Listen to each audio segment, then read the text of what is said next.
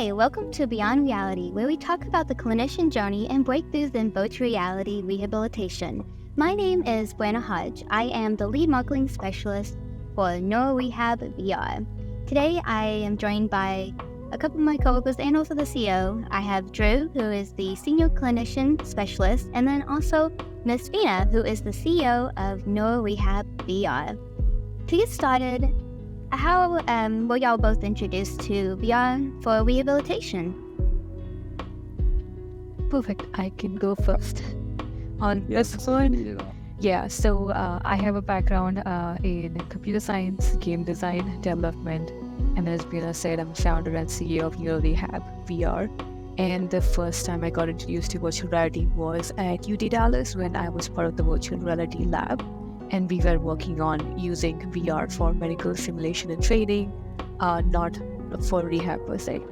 But I was contacted by a person who owned a clinic in Dallas-Fort Worth that wanted to really add virtual reality to the patients at his clinic. And I was like, sure, I could, come check it out, see what I can do.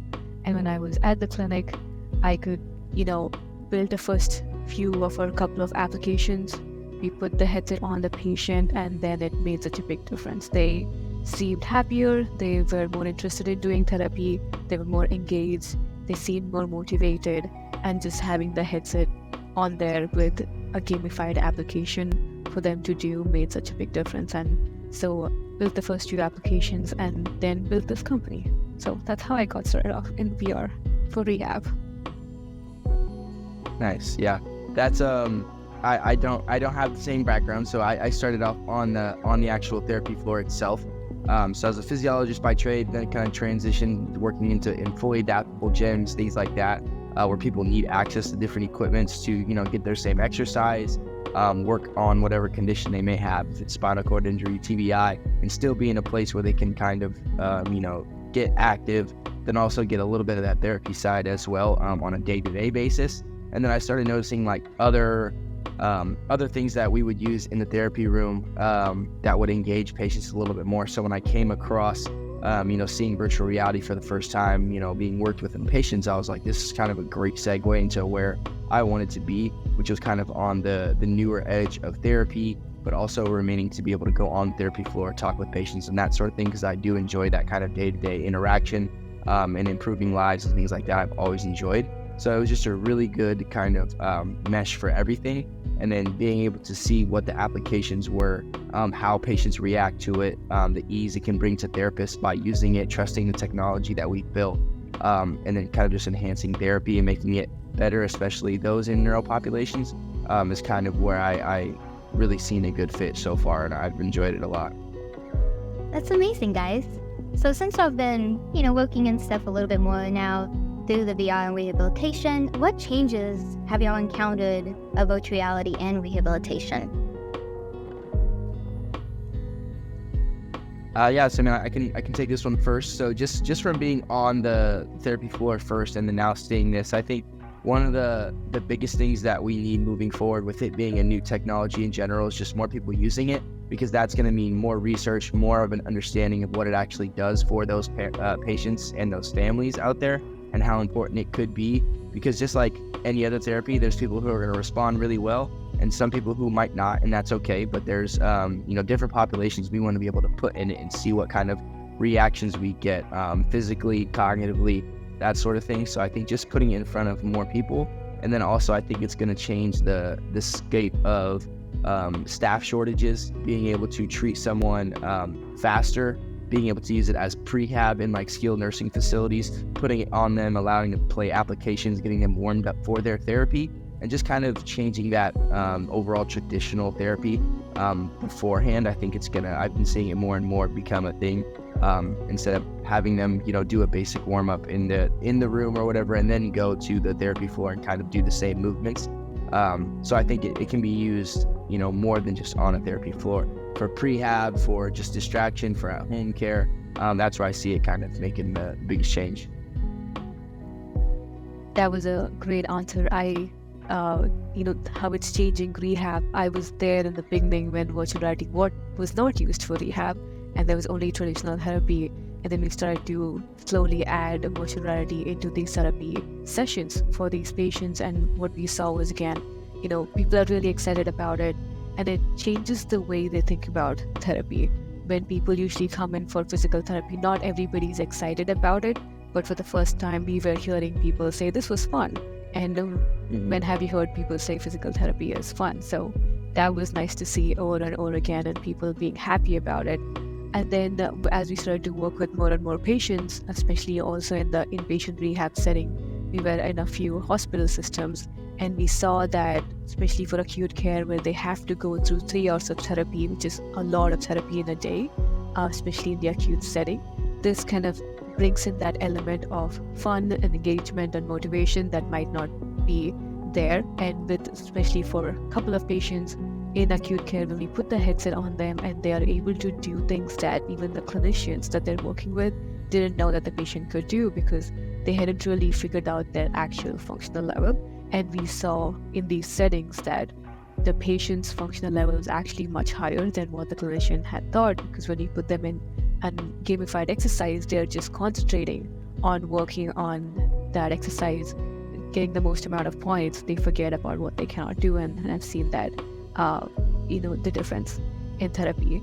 And one of the things I've always also heard, and I saw it even in the clinic that we started in, is people, especially brain injuries, traumatic brain injuries, older population, they need more breaks in between their 5 to 10 minute therapy sessions. And one of the things that the clinician is trying to do is trying to get as much therapy they can out of them in that 45 minutes to 1 hour that they have with them. So we have seen our clinicians who are using our VR device say that patients are actually taking lesser breaks. So they're able to go from 5 minutes of therapy, 5 minutes of rest, to 10 to 15 minutes of therapy, and then 5 minutes of rest. So now that way you're getting more repetitions. In your therapy sessions, you're working on the functional goals, increasing that intensity of training that you can do with using our virtual reality device, which all of that is leading to better outcomes. And that leads to better functional impact for that patients. And our goal has always been to get them to as much independence as we can as a patient, so that they're independent, they're happy, and so the caretakers are also happy about their family members' progress. Wonderful, guys. Thank you all so much for those answers. And I completely agree. It's been amazing to actually see the content coming in of all these people who try the headset on and they seem way more excited and they have so fun, even at the conferences, trying our system. It's been amazing. And then also, like Drew was saying, it's going to be really cool to actually have the virtual reality headset go more into home health, where people at home and stuff can also use it and they don't have to worry about struggling to leave the house or anything. And this jumps into the next question, actually. What do y'all think about the benefits that y'all have seen with virtual reality?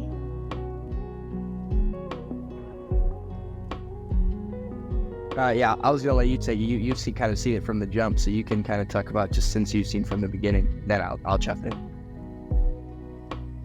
You might be on mute, I think. There we go. Sorry about that.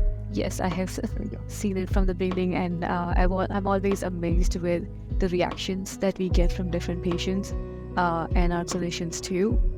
With patients especially, they're excited about it because now they're not inside these drab walls, 4 walls, white walls, or fluorescent lighting. You can transport them to different areas in the world. It could be in Paris, or you could go to Australia, or you could be on a beach and meditate. And then you could be in a serene mountain town and work on your ambulation and functional goals.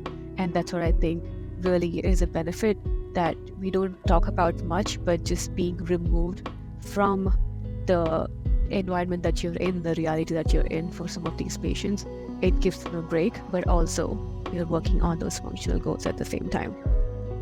One of the bigger benefits is also a lot of pain reduction. VR has known to reduce pain by more than 15 to 20%. So we used to get patients that came in with hip pain or shoulder pain and didn't want to go through their therapy. And the clinician has to obviously try and make them do as much as they can. So with VR, they're distracted from that pain and they're able to actually get through that therapy session and help them reach those functional goals. Another part that I really like about some of the applications that we are building now with ADLs is having, a grocery store being in the kitchen. We're able to recreate these safe and controlled environments for patients so they can practice the movements, understand the muscle memory that's needed to maybe make a steak or go grocery shopping, so they can learn all of these movements and be able to take in the stimuli of a grocery store where you have lots of things that are going on in a grocery store, like people talking behind you, you're trying to find the items that you're looking for on a shelf. So you can practice all of these different tasks in a safe environment and be able to go back home and recreate that in real life. So there is very good training transfer from the virtual world to the real world. We know that because we've seen that firsthand. We have had patients come back and say for the first time they've been able to pick up items out of their pantry because they learned how to bend, pick up, and place items on a shelf using our applications. And then enhanced data tracking and also monitoring for patients and clinicians who are able to get data on range of motion, movement data, kinematic data, so we can quantitatively and qualitatively show patients and their clinicians the progress that the patient is making to give them that feedback that they might not get subjectively. Sometimes your range of motion might have increased by just 5 degrees, but with having a quantitative way of tracking it, you can see that even that small progress, which gives hope for a lot of these patients. So there's lots and lots of benefits from more on the holistic perspective, and I'll let Drew talk about more from a clinician's perspective too. Yeah, I think you kind of nailed it on the head. Pain was the first thing that VR kind of looked at and what it could reduce, and then that kind of led into how much of distraction VR can provide in terms of that pain. And then also when you have reduced pain, we started to see that you actually get more range of motion out of that, because when people are reaching their mind kind of, or their mind kind of knows, okay, when I get to this point, it's going to start hurting. But we've seen that when they have the virtual reality on, that pain kind of is decreased, in that present moment. They're not thinking about it as much. And when they're reaching for a stimulus in that game or reacting to something in an application, that's where we've seen those range of motion improvements, just because simply of the distraction. And that's why there is a lot of research on that out there. But then in terms of increasing that range of motion, what else can it, stand for? Like increasing standing tolerance for those with spinal cord injuries, if they might AD a lot. So that's something that they are going to start to look at, hopefully. Although ADing is something a little bit separate, but it wouldn't hurt to see how much of that distraction when someone is standing up, what it could provide. And then also those with an affected side. When you're in virtual reality, there are no affected sides. And with some stuff that we have within our company, we can actually promote use of that affected side in the game. So they're seeing that affected side move. They're getting haptic feedback through the controllers, which is huge, but then their mind is also seeing themselves grab something with that affected side. So it can also bring pleasure to someone, maybe not having moved an affected side in multiple years, and they're seeing it move. But that's why mirror therapy can be so effective on someone's state of mind.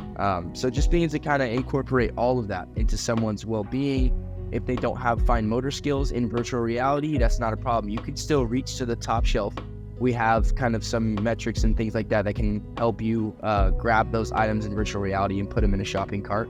So things like that, where in real life, if they're just having to reach for a can on a shelf in a real life therapy setting, they're really just going to touch it if they don't have fine motor skills. So they only really get half of that stimulus treatment.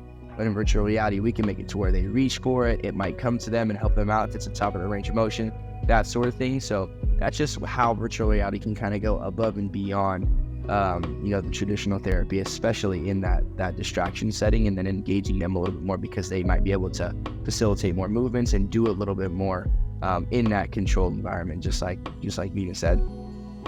Thank you so much for the in-depth answers. And even though there's so many benefits surrounding virtual reality and rehabilitation, there's always that worry about potential challenges that, VR can have when stepping into rehabilitation. But what do y'all think are those challenges, and how does the XR system actually kind of negate and help those challenges? I can start off with this one. As said from the beginning, I've worked with a lot of older patients who are 55 and up, and most of the time they're usually open to it, but there are sometimes patients that might not want to try it. But one thing I've seen over and over again, even if they're hesitant about it, the first thing they say is, "I'm not a gamer." And my answer is, you don't have to be a gamer, because you're going to go grocery shopping and you know how to do that. You've done it all your life. We're just recreating here in the VR world. And it's even better because maybe when you're playing an Xbox game, you have to understand what all the buttons do. In our applications, we try to make sure that you really don't have to use a lot of the buttons. It's just your movement, so you're doing normal motions. So we kind of take that challenge away with the way we have built our applications for our patients. And one thing that I would do want to touch upon is motion sickness. If there are patients that have a lot of motion sickness, we start off with once we get permission from their doctors, especially if they have seizures, seizures that are triggered by vision, we try not to use it with those patients. But if they have motion sickness, what we do is start off with something calming in a sitting position, and then see how that feels, and then kind of continue with that therapy. If not, we do not use it with such patients. Other than that, one of the things that we do also might touch upon is we make sure that our frame rates are really high, so that there is no lag within the VR environment. If there is lag in the environment, that's what causes you a lot of nausea. And we have standards within the company that we are always adhere to, so that we do not have such mistakes or lag within our VR environments. Yeah, I think that's one of the biggest things too. A lot of people will experience. And one thing too, our company and device was actually built in a neurosensitive PT clinic. So when all the original applications were built, that was kind of what was in the back of their mind. So also with the high frame rate, there's no secondary movements in the background. So that will sometimes trigger people when they're looking straight, and then all of a sudden something flies by on the side or across the screen. We don't have any of that in any of our applications.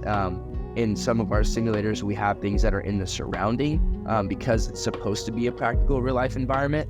But in those cases where someone does get motion sickness or car sickness, things like that, we're actually able to make sure it's a safe setting. They're sitting down, they're right next to you, and it actually can make it repeatable. So they can be in an environment for say 10 seconds, we take them off, ask it how it feels. So with us, we actually show you progression on how to use it with neurosensitive populations, especially for the more practical applications with our life simulators that we do have. We're actually able to provide that just progression. 10 seconds, we'll take it off, we'll try again for 20 seconds next time, and then 30 seconds. But you're getting that real life practicality, and it's safe. You're seated right there. You can see how they react. They're not going to fall. So we try to make it as safe as possible, but then allow it for those neurosensitive populations to actually see progression when it comes to something like that. And then we can also bring the brightness down of the device or anything that to help accommodate with someone who might experience that in the long run.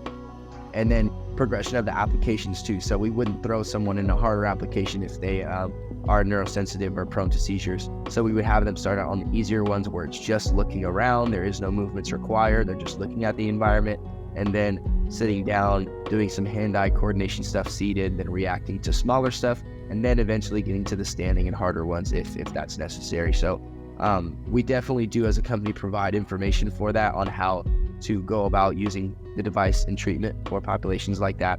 But it is one thing to try in mind. And a lot of times therapists, when we're training them how to use the device with those type of populations, some of them will be like, no, I can't play video games, I get car sick. And I'm like, this is perfect. This is a great opportunity for you to put it on. You get car sick. You're going to have neurosensitive patients. Let's put it on. Let's try. I'll show you how easy it's going to be for the first one where you're just looking around. And then after we do that in the training, they're like, that was actually kind of cool. Let's do another one. I'm like, okay, we'll do the next easiest one. And we kind of do it that way. So they have an idea of their level of car sickness and how they feel versus when they put it on and kind of what they were expecting. That way with patients, it will kind of be easier to explain. And then that way you'll know your patients as the more therapy you do. So you'll know when it's the right time for them to jump in it because you've done it personally. That's great, guys. Yeah, 2 points before we end stuff. In our first Inno podcast, one, yes, I agree with Ms. Vina, that some people do always worry about it being the game and stuff and not like an actual like thing to help with therapy. Just know that our games have amazing in-depth in-game tutorials that you can try that makes it so much easier to do. And then when it comes and stuff to vertigo, I used to always be worried, and I have friends that are worried about vertigo with the headset, but it's improving continuously and it's just going to keep getting better and better. That, it's not something like, a few years back that you have to really worry about as much as, as you would then. So, yes, I want to say thank y'all so much, though, for, answering all the questions and joining the Inno podcast. Of course. Thank you for hosting us today. Yeah, thank you for hosting us, Brianna, and we look forward to more podcasts Do you guys that we'll be releasing every month. Definitely excited for it. Thank you so much, viewers, for watching. We look forward to seeing you on the next Beyond Reality podcast episode.